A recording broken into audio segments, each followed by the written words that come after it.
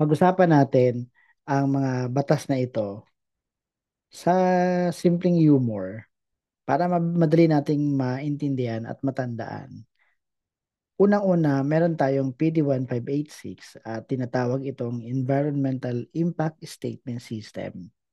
Masabi ko, bago ka magtayo ng factory or mall, mag-AIA muna para hindi bigla na lang maging marilak ang baha sa atin. RA 6969, ito naman ang Toxic Substances and Hazardous Waste Control Act.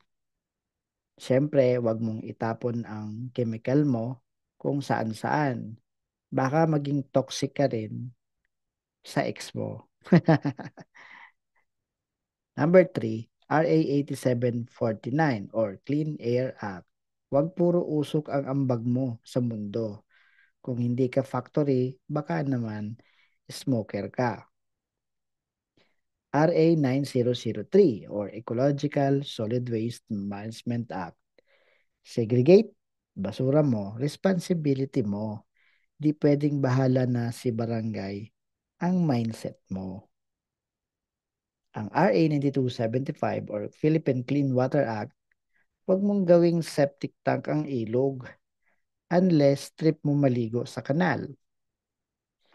At ang panghuli, ang RA 9512 or Environmental Awareness Education Act, dapat aware ka sa kalikasan. Kasi kung hindi, baka next life mo, ikaw na yung endangered species.